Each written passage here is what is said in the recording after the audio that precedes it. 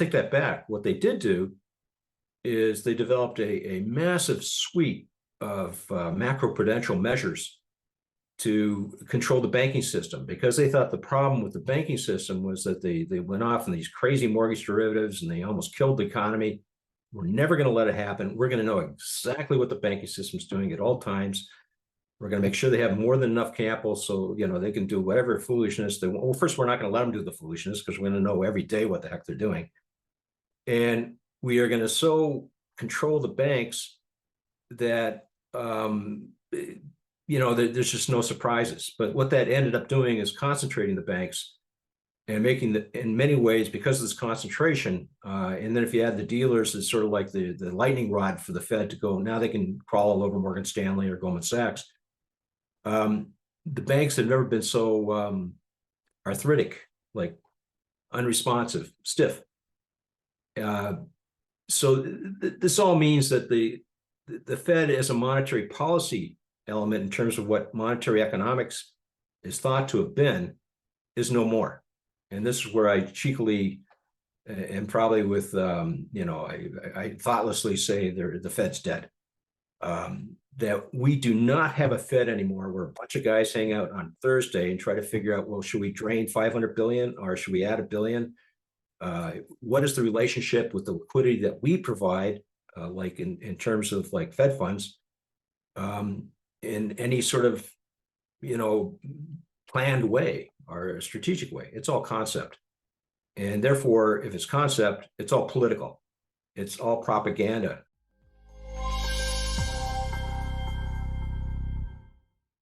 On this episode of What the Finance Podcast, I have the pleasure of welcoming on George Robertson, who's a veteran of the fixed income and derivatives industry with over 40 years of experience and then I think 30 years of experience as CIO or managing partner, if I'm not mistaken. So, George, thanks so much for coming on the podcast today. Okay, great. I'm quite a compliment that you'd have me on. Yeah, I'm looking forward to the conversation because you have a very unique perspective on the Fed, and it's something that I haven't heard before. It really goes against what most economists, I guess, believe the Fed does and the actions they take and how they influence the markets and the economy. This includes the fact that I think you've mentioned that you don't think the Fed exists. And from what I've heard from what you're saying, it's more that maybe the Fed doesn't influence things as much as other people think. But maybe you can. That's a more polite way to put it. Yes. Yeah. So maybe you can just lay the groundwork to talk about, I guess, your theory, how it's come about, and then so go from there. Okay. For my background is portfolio manager and a trader, and I'm a taker. It's not really my theory. It's just like what's worked for me in the past couple of decades, and I'm very interested in how it's what it used to be just the standard actual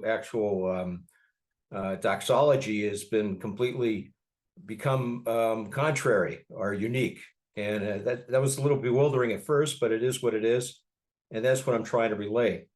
What I base my approach on is since 1981, when we had a 14% long bond and Fed funds capped went past 20%. Your day and began and ended with an understanding of the Federal Reserve. Makes sense. Volcker just came in with a record raise in Fed funds rate, and everything was in turmoil and topsy-turvy.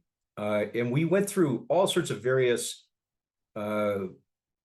thoughts. One was supply, the supply of Treasury, what the effect of interest rates on U.S. Treasuries and risk-free does to the economy, what Volcker's doing to the economy at that time, what Fed funds do, and how the Federal Reserve actually implements a monetary policy that has some impact on the U.S. economy. Various things were discarded, various things were kept, and you can make a pretty good, decent living in fixed income and equity, because sooner or later, equity always keys to what the macroeconomics scene is that fixed income showing. And life was good. You got in a good assignment, you didn't screw up, and you could make a pretty darn good living by just understanding the Federal Reserve relationship to the economy and the economy relationship to risky assets such as equity, S&P 500, Dow, and so on. And everything just was upended. And this is in the GFC financial crisis of 2008 to probably a conclusion you could say is like 2012. And all this tool chest that you spent a lot of time putting together and really worked and actually seemed to have some at least plausible, if not actually definitive ideas on the relationship of risky assets to riskless assets and NGDP and was just tossed.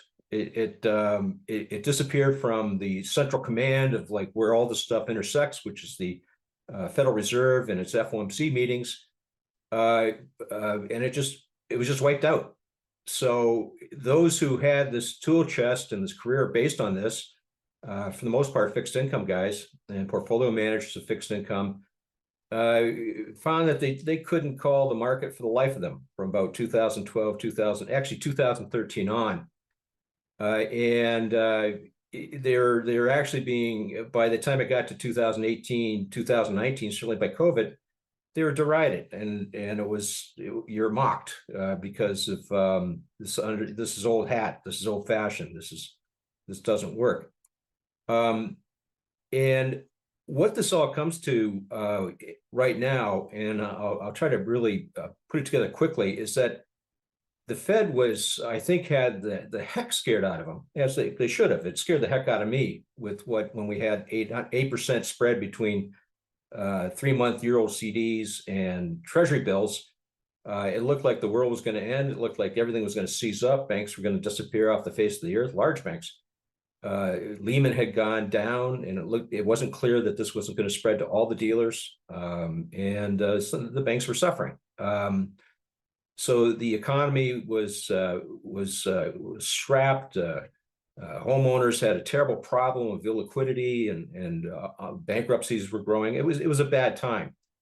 So it rightfully caught the Fed's attention, and Congress certainly made them pay attention. And so from 2012 on, the Fed went on a really radical change of how they did things, how they perceived things, perhaps most important, how they communicated things to the public and to Congress. And not very little of it had anything to do with what they had done since Volcker. So it was almost like 30 odd years of trial and error and knowledge and pretty good at monetary economics was just tossed.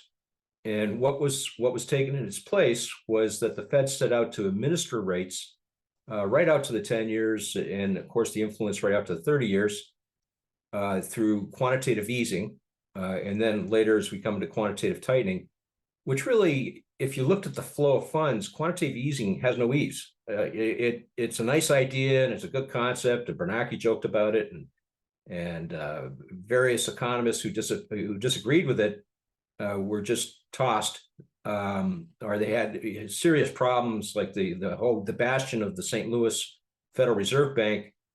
They're a bastion of really understanding monetary policy. I don't think there's one economist who was the champion or the really the leadership there in terms of monetary economics is still there. Bullard talks, but he talks about what actually he's gone too. So there was this complete redo of the Fed, and what was replaced with understanding that the importance of Fed funds, understanding macroprudential in terms of what you do with the here and now in terms of fractional reserves, and later as reserves grew, how to twig M2 or any liquidity so that if there was an unusual amount of float that appeared in any one period, it could be taken out, and vice versa. This is the system open markets account that the Fed runs, where it buys and sells its treasuries and repo. This was all basically tossed. There was no more any reference in terms of like what happened yesterday and what might happen tomorrow, and ability to understand what the Fed was up to by monitoring it through M2 and various other measures. It was just scrub clean, if you will, and it was replaced by understanding the forward expectations, a behavioral economic type approach, in terms of what the Fed will be doing and where it will be a year from now, or 2 years, or even 3 years from now. An obvious sign of this is the dot plots that people take a look at. But as far as like what happened between last week and this week, or last month to today, not a mention of it. Don't even talk about it anymore, which what used to be the sole focus in terms of what the Treasury should trade, tightness in the T-bills and so on, was just eliminated. And they actually had a word for it. And it's a pretty crazy word, considering this is a monetary economic state and factual, non-imaginative group of guys, the Federal Reserve. It was replaced by officially Delphic and Odyssean monetary policy. And that's not me. I'm not slinging arrows at the Fed. This was J.R. Campbell at Chicago Fed was given the job to write this up and actually design it, at least in terms of what the public should perceive it. And you can find all sorts of good papers on Delphic and Odyssean. And what it means basically is Odyssean means that what counts is not where you are, like crashing between like cyclopses or whatever, but where you're going to go. And if you have a very firm grasp of where you're going to go and you make sure everyone's aware of that and clear communications, that is your monetary policy. It doesn't matter where you are. I mean, where you are, it could be pretty tough.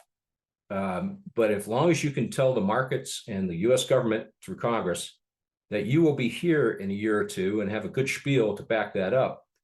And as long as forward rates, like forward implied inflation or various other metrics, show that that was the general belief, then that was suitable, given the tenets of behavioral economics in the monetary space.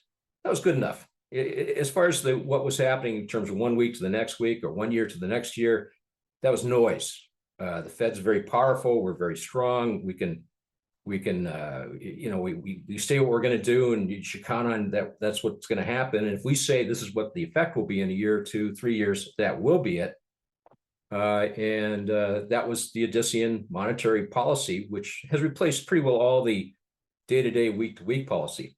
And at the same time, they adopted Delphic, which means we're going to say stuff that will really confuse the shit out of you and sort of cover up this sort of like annoying people who would show up at press conferences. They don't do it anymore because it hurt your career at Wall Street Journal to do that, and ask annoying questions like, okay, we hear you, but we're going to be in a year or two. But what about that huge restriction of liquidity that happened because ABC Bank went down or whatever? And they would come up with a long, what used to be just one sentence or even a grunt from Volcker, and then maybe a sentence or two from Greenspan.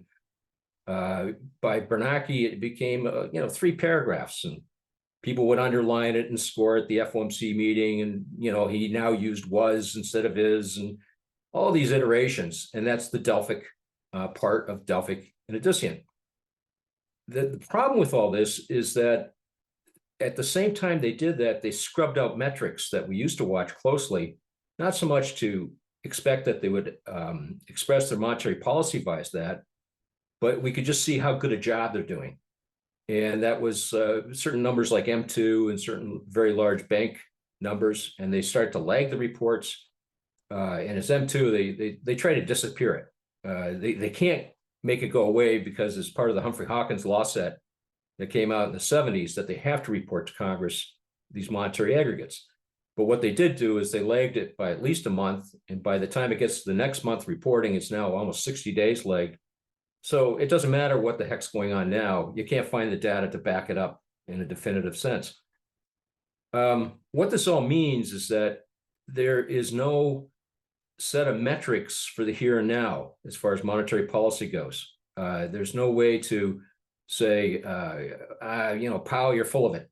This is what happened. And, there's no Barney Frank who is with spittle flying, enraged with Greenspan, and Greenspan backing up to get out of his way. There's no ability for Congress to criticize or to override or to oversee the Federal Reserve as the way they used to, because the Fed has replaced all what used to be monetary aggregates and ways to judge how good a job they're doing and not doing with these Delphic and Odyssean statements. And then along with that, the Fed went way out of its way to control the media. If you have gotten to, like, say, which I'm sure you're going to, but if you've gotten to like 500,000 viewers of this program, you would definitely have a call by now by Michelle Smith, who would say that, this Robertson fella, he's out to lunch, he's a fruitcake, we don't give him any credence. And not only that, we're going to go out of our way to mess with your program, mess with your popularity by either attacking you subtly or even doing worse things. There's not many journalists who were with the Wall Street Journal, New York Times, or any of the other major press working the beat that disagreed, or at least asked questions of Bernanke, but especially of Yellen, who is now still working at the Wall Street Journal or the New York Times, or they're covering fashion, or like, what the heck's going on with semiconductor chips. So that moved everybody into lockstep. The reason I'm so contrarian and different is I just have a bad habit of like the state motto of Missouri is "Show me." Okay, I hear you, Bernanke. I hear you, Yellen. I hear you, Powell. But I don't understand it at all. And I don't think I'm a complete dummy. And I think I've been doing this for a while. So show me exactly where this data is. And then not only that, I'll have the sort of the rude disrespect is that I'll listen carefully to what they say they're going to do Jan 2022. And with their whole power of forward views. And what I'll do is I'll actually see, okay, we're now a year or 2 years down the road. What does the data show? And the data shows that it is not at all what they said they could do. And in fact, it's just a complete odds at the general perception of what the Fed's done. Now, to bring it right to now, I sent you a slide, which just it's messy as hell, but it might be worthwhile taking a look at, which is simply tracking Fed funds to a major monetary aggregate. And if you, I think I sent you bank loans adjusted for the fiscal impulse. And if you look at that, you'll see that, okay, they said Jan 2022 that they're going to tighten, and it's really going to be a bad tightening, and boy, we're serious, and this is really going to hurt the economy, and people are going to lose their jobs. We got to do it. Tough love. This is what's going to happen. It didn't happen.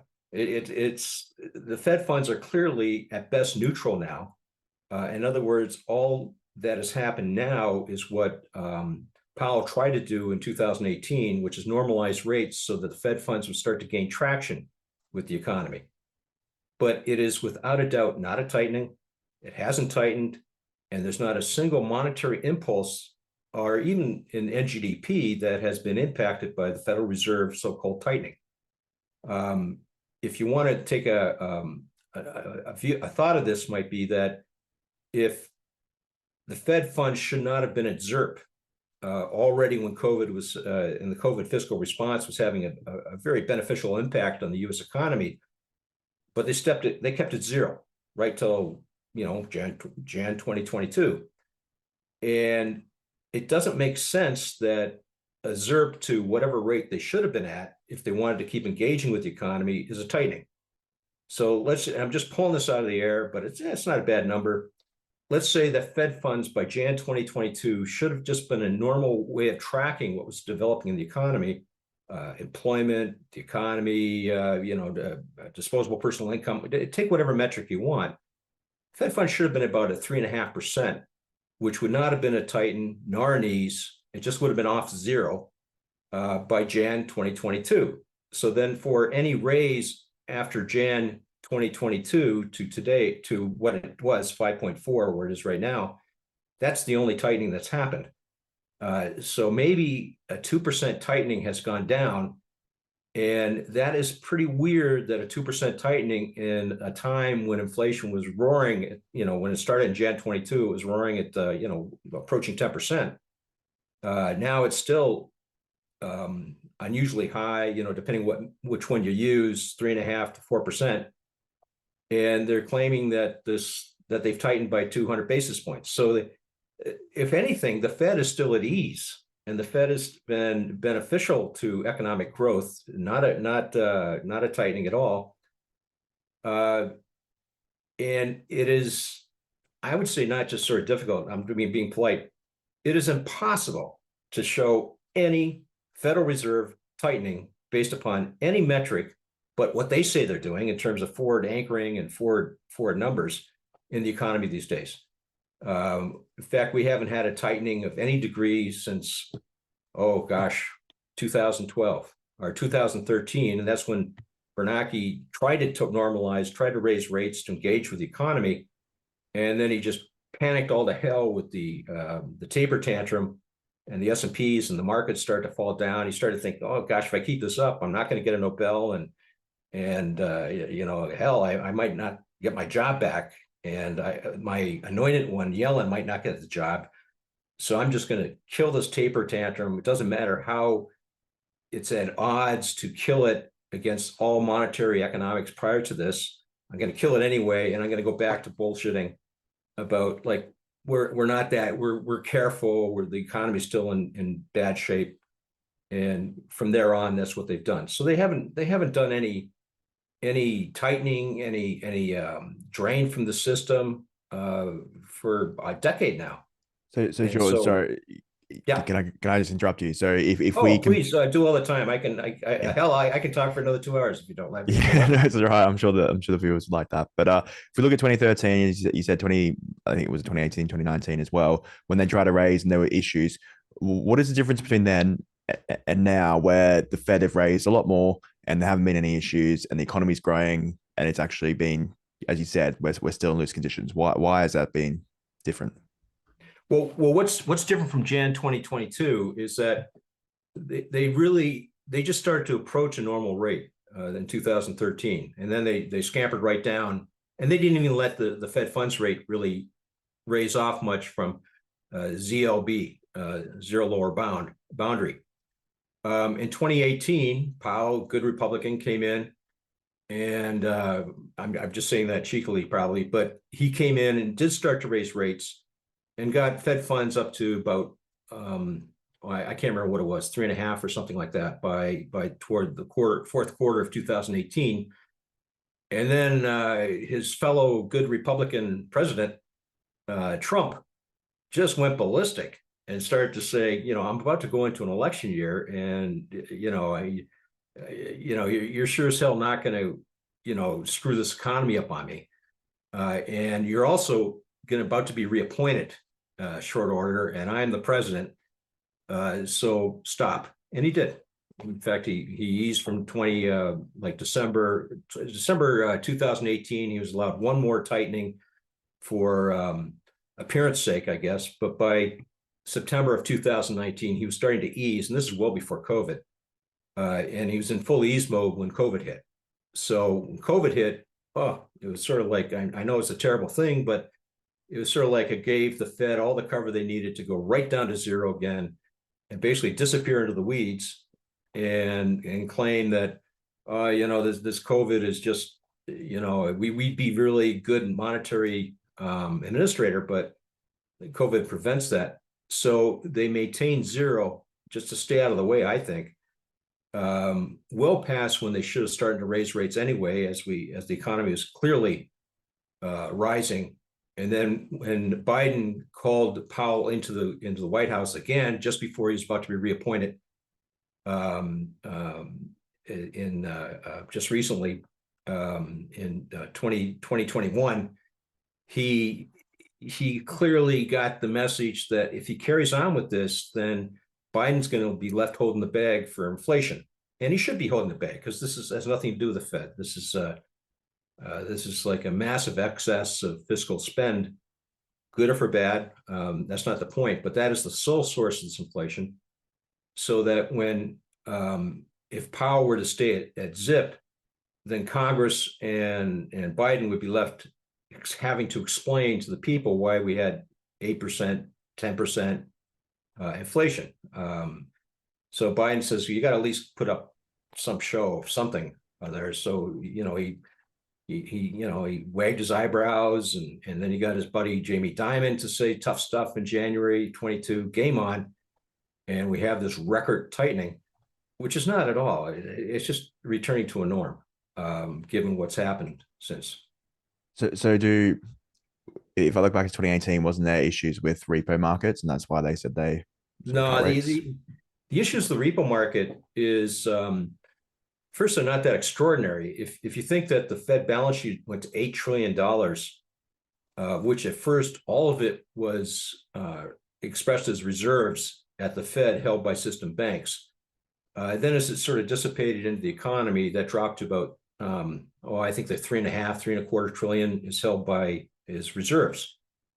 So the actual quantitative easing was more of a change from fractional reserves to what Powell himself has said this a few times, like, to Congress, like, haven't you guys noticed we've gone to ample reserves? And as ample reserves hit, there's been just a destruction of Fed funds trading, the daily reckoning of handling excess liquidity or a need for liquidity.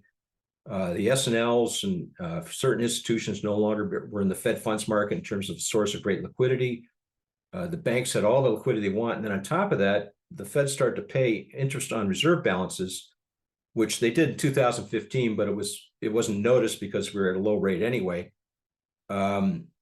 So when the Fed funds were raised up to a normal level, this interest on reserve balances was a very large number. Like the banking systems received about 200 billion accumulated from the Fed itself from these interest on reserve balances.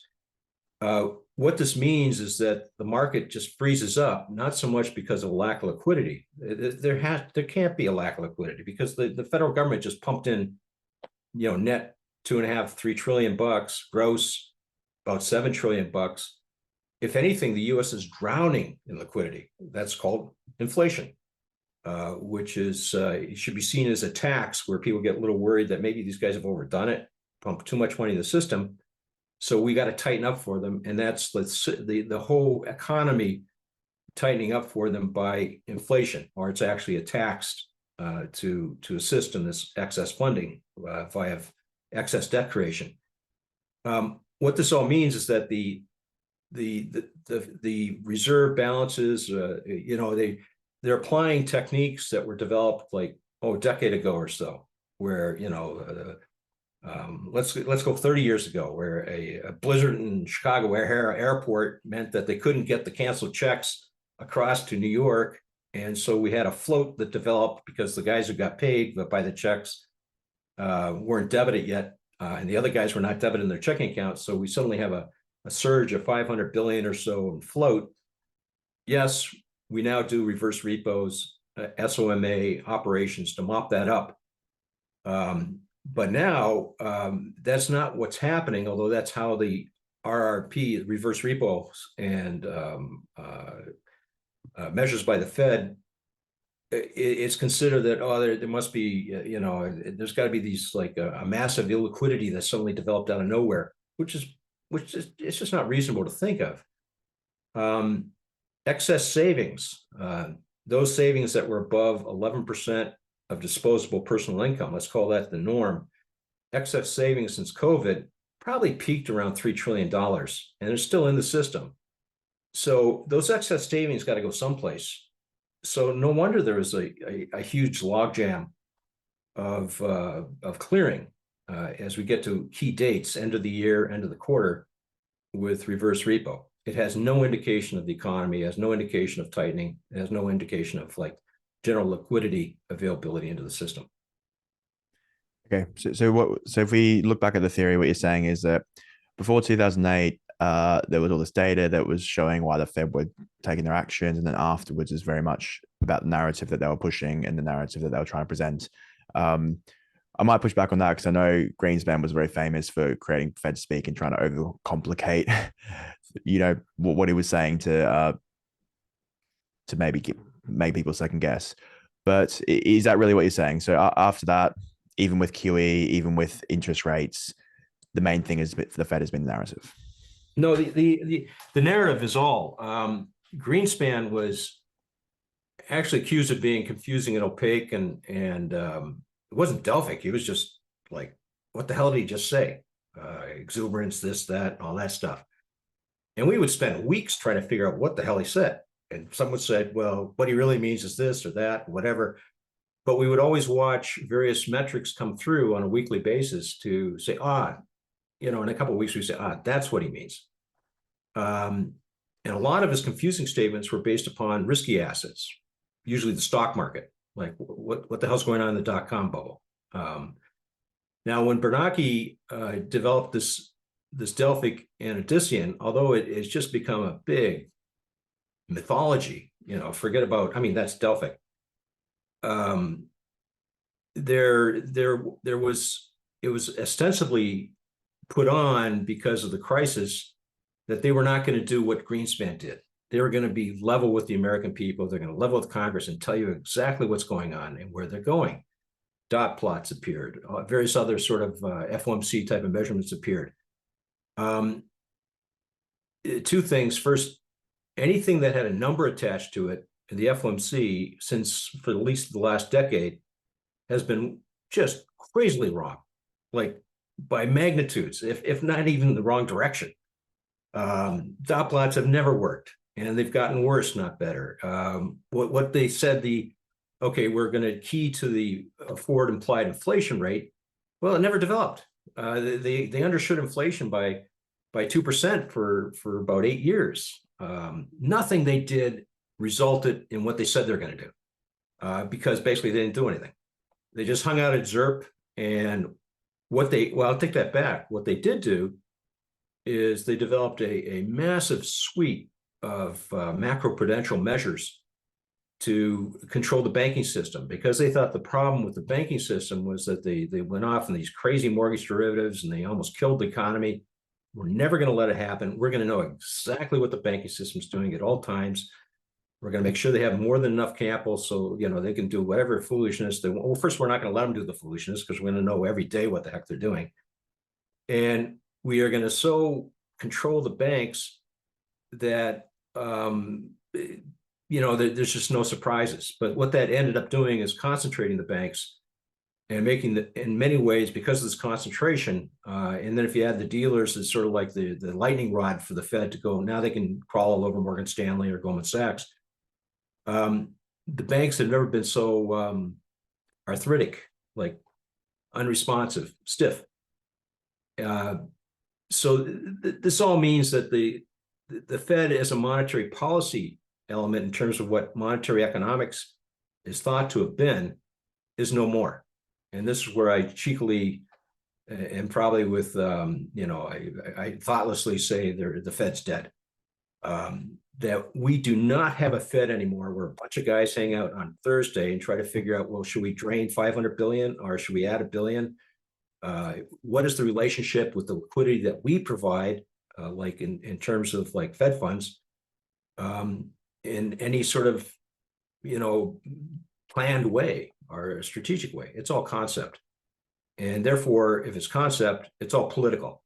It's all propaganda, if you really think about it. And what we're going to figure out is the Dodd-Frank stress test suite. We're going to really know that. And they do. They're not dummies.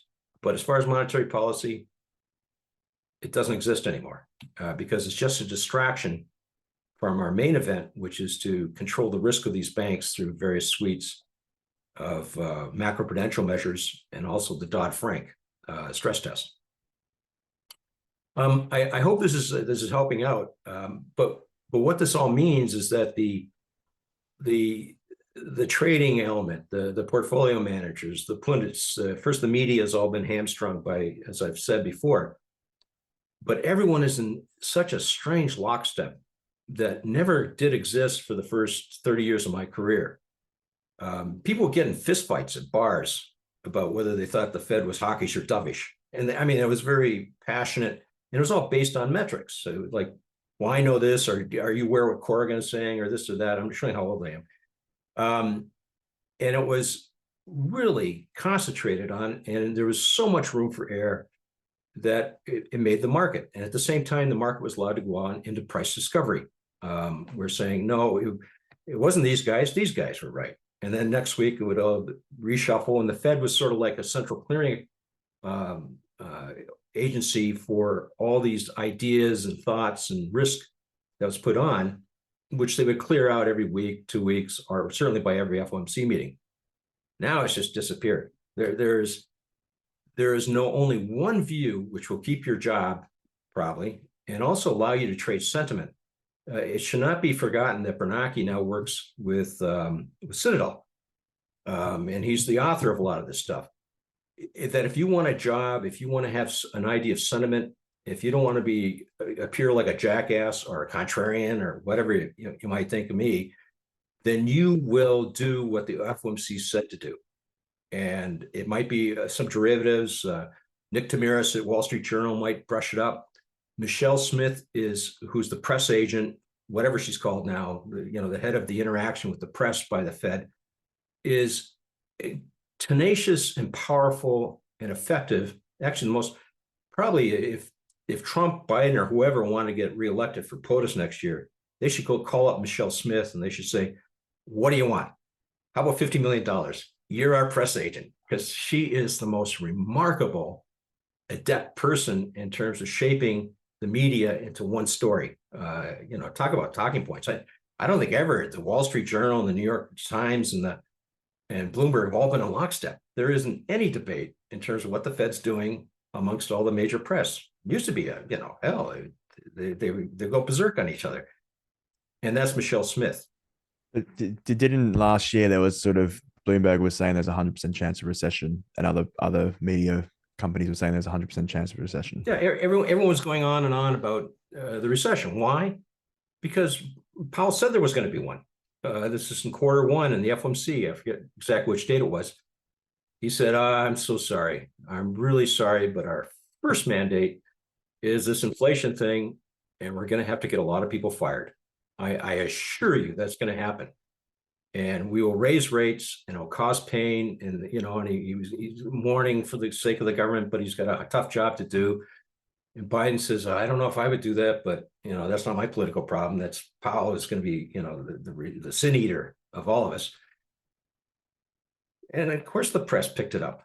Everyone, you were laughed at and scorned if you said stuff like, "I know there's going to be a recession, but by gosh, initial claims every week for we're now week 40, now 50, now 60, now 70, and so on. Every week, initial claims shows not just an okay economy, it shows perhaps the strongest economy as far as employment goes since World War II. And then people say, shut up. That's what the hell's wrong with you? Do you ever want to work for the Wall Street Journal? Do you ever want to work for the New York Times? Do you ever want to run a portfolio again for the rest of your life?" Happily, I guess I'm sort of retired. And I can say, yeah, I get that, but we're now in September of 2022, and initial claims are still 240 or 230 or whatever they were. And they would say, ignore that. It was like the Wizard of Oz, where Dorothy and the lion, everyone's in front of this big Wizard of Oz with the gas going up and the green light and all that stuff. Meanwhile, Toto drags away the curtain that there's the real wizard maneuvering away with his machinery. It was just like that dual reality. And so if you looked at the data, and there's still a great set of data in terms of the national economy and liquidity and the H8 report, which the Fed can't screw with, they have to put it out. That was a complete odds with all this recession talk. Not sort of challenging it, not sort of well, maybe it'll happen next month, but at odds. It's two different countries. There's the country of the Fed MIM, the country of the Fed directed view, and that was picked up by every pundit and everybody in the press, everybody, with the community, if you will.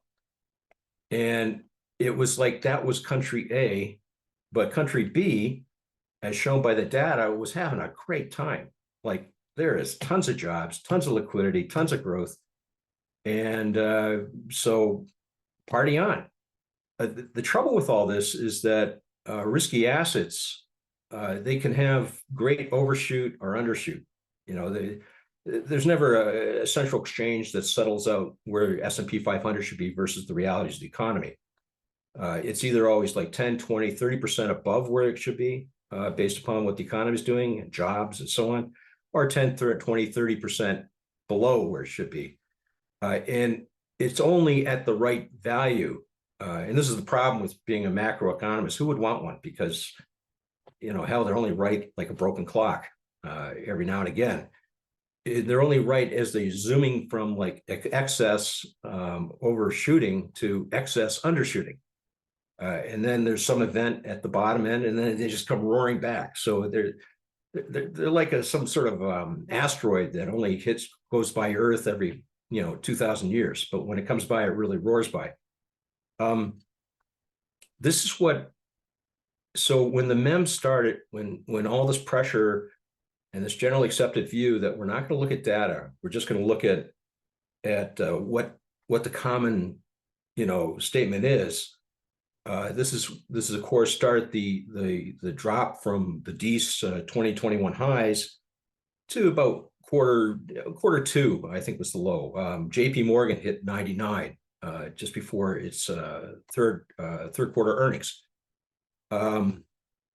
Boeing, this stock, that stock, everyone hit their lows by about second quarter or third quarter.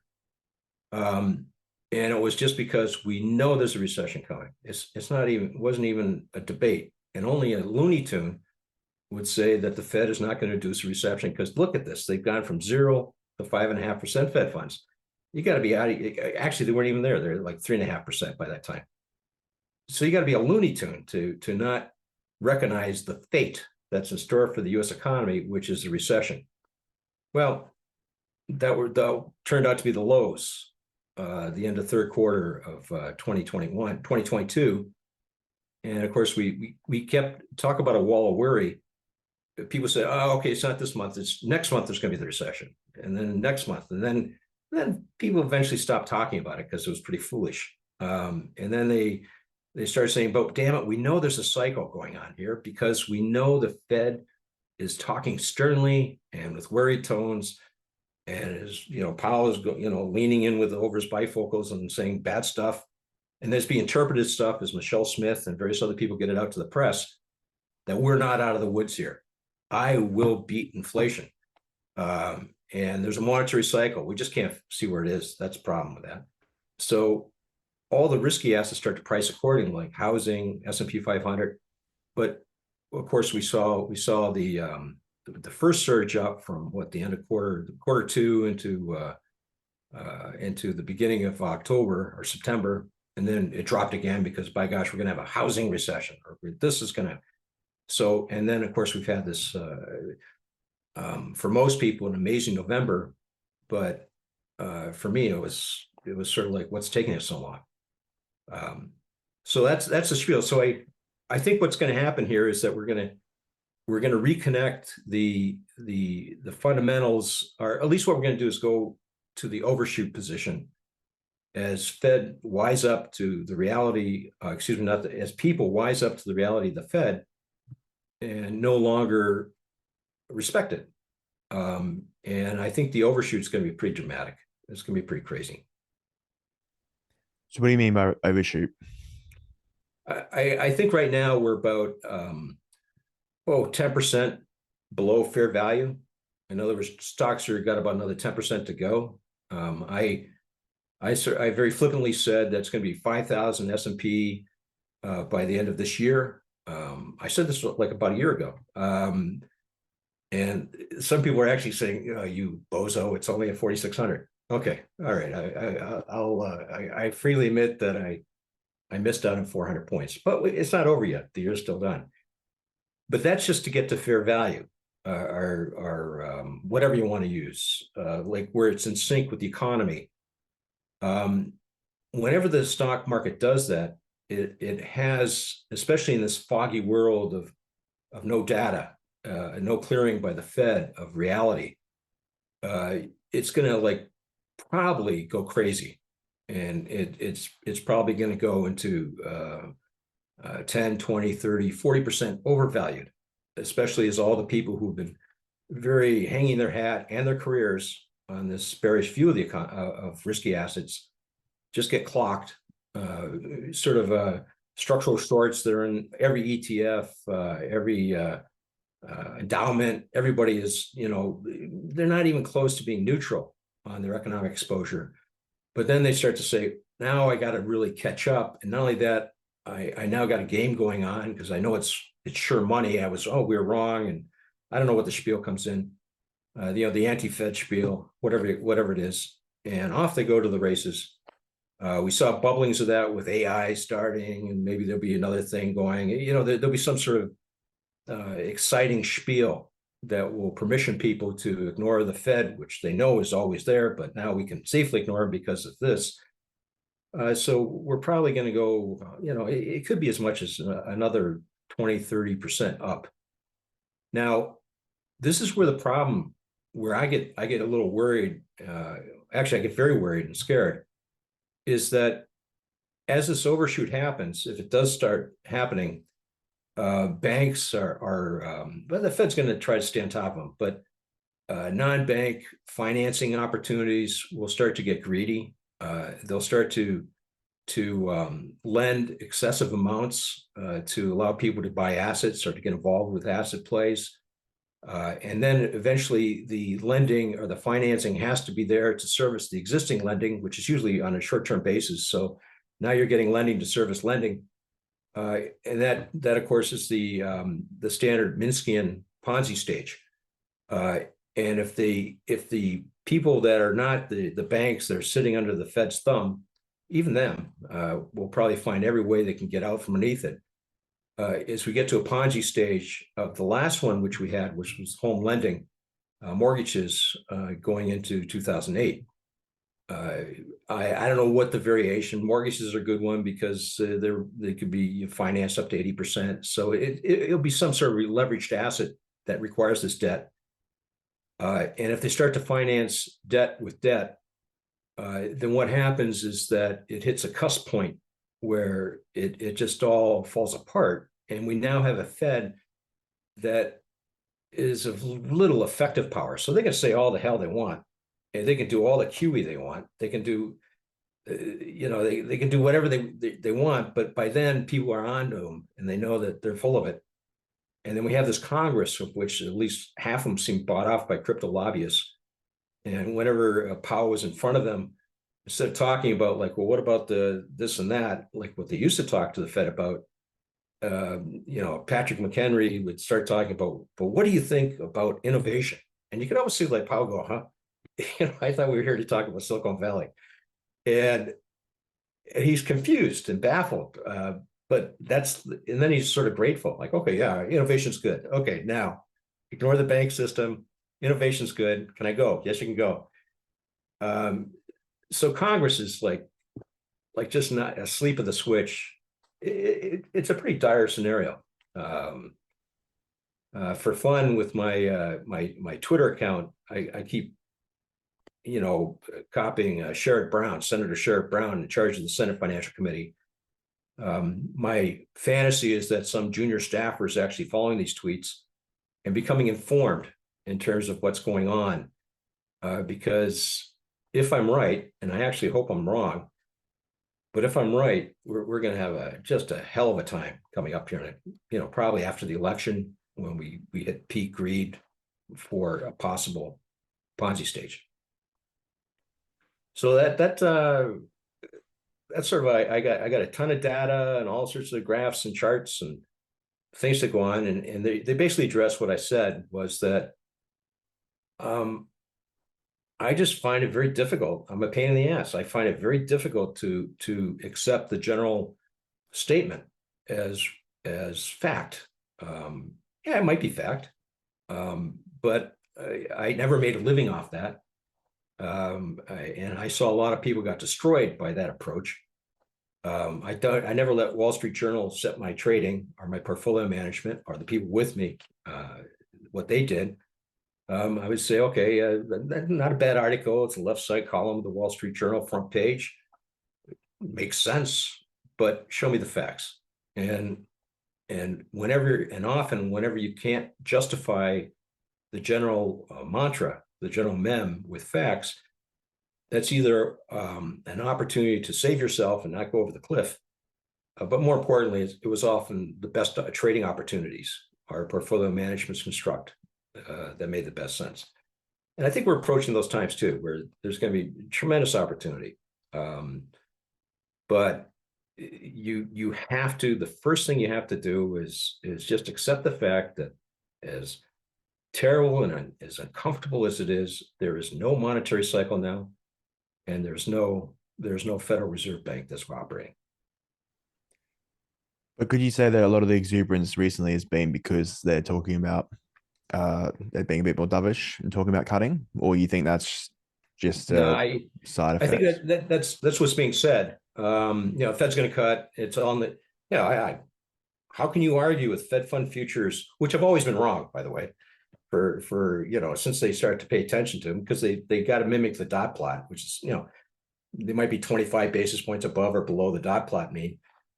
So they've never been right. So I don't know, but Fed funds future now show that there's, people come up with like pretty crazy stuff. Like there is not a 40% chance or a 50% chance. There's now a 46% chance that there'll be a Fed fund hike for the next FOMC, which I guess is like in a day or so, which is craziness.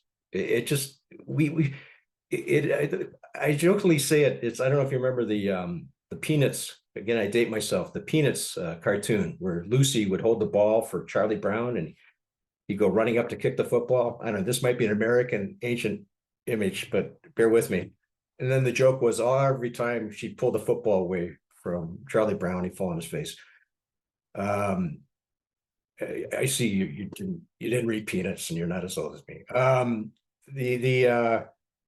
The point I'm making is that every time we've had Fed funds or dot plot or the Fed mem explain what is about to happen, even like over only the next 2 months, which shouldn't be that hard to do, or 3 months, it has been utter garbage.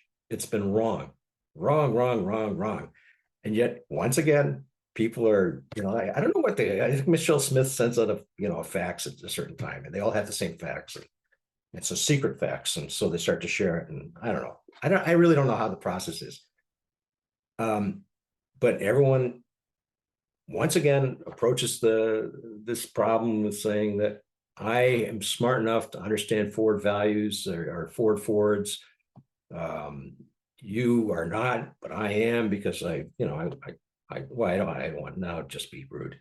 But I know that there's now 4 Fed funds cuts priced in for the next year. And then when it becomes 3, that's a big deal. And then, it's just crazy. Yep. So it doesn't matter. If the Fed funds are at neutral, which they are right now, then it doesn't matter if the Fed cuts, or they have of no importance unless they raise rates by another 100 basis points. Then we're starting to talk. Then the Fed funds might actually start tighten the economy. Yeah, makes sense. As you said, in the short term, markets go up until peak exuberance, and then you see something similar to 2008, but you're not sure what market we'll see that in.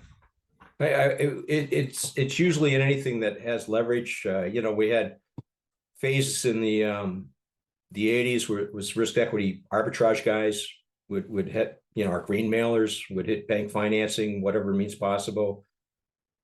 First Boston would do crazy thing like Ohio Mattress. These are all ancient history now. 90s, we had mortgage crisis number 1. It was like 92 to 94. Fed tightened it up, and that fell apart. But it really didn't hit things too hard. And then, of course, we hit .com, where the funding vehicle was equity, and it was the float, where there was only very small 10% of actual equity issued, and the rest was all sort of imaginary numbers. But that was started to impact things like JP Morgan and the banks, and of course that crashed. The quality things are still with us. Amazon is still with us. Google, all the that should have got it in the neck if they're full of it, and the .com are still with us. And then we got the corporate balance sheet crisis, Sarbanes-Oxley in 2002 to 4 phase, the credit downgrades.